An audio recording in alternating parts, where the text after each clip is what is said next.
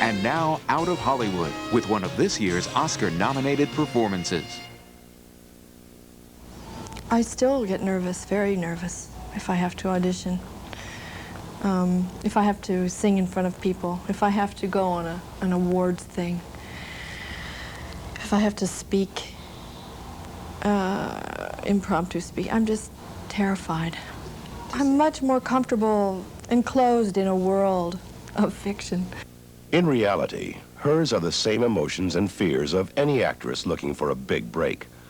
But Meryl Streep is far from a novice, as her 2 Oscars, 6 nominations, an Emmy, and a slew of other awards will attest.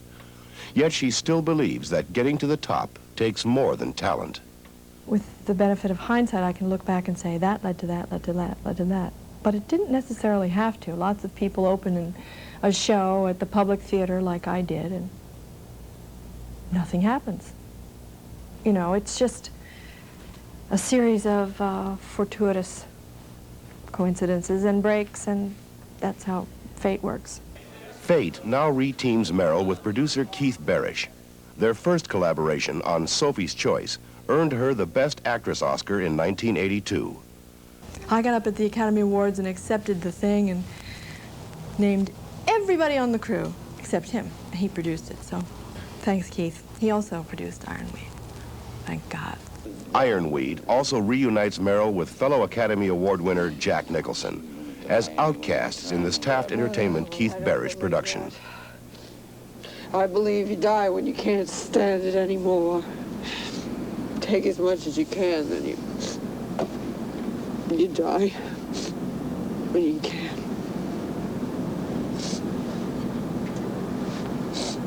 Well, it's as good a saying as there is. Die when you can. Yeah.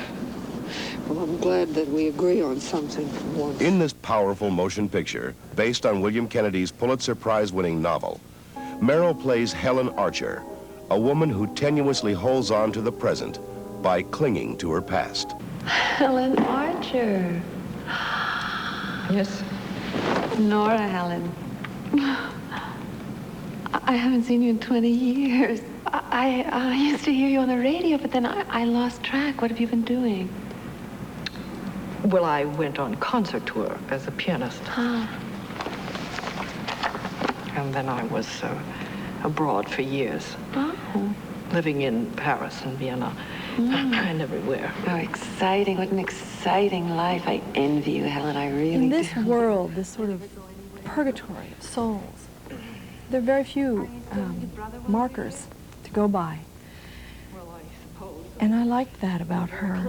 I liked not having to worry about how I looked and just kind of strip away everything except what counts.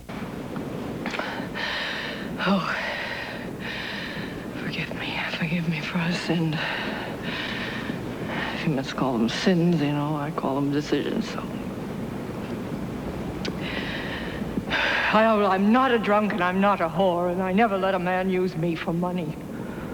You know, I went Dutch lots of times, and I would let them buy the drinks, but that's because it's a man's place to buy the drinks. But I never, ever betrayed anybody. And that's what counts with me. She had a lot of promise, but like everybody, who knows why people self-destruct? I think it has to do with their individual chemistry, more than almost anything. As a mother, I have to believe this because it's not going to be my fault if anything goes wrong with my kid. But do you know what I mean? I mean, we can all point to mitigating circumstances in someone's life.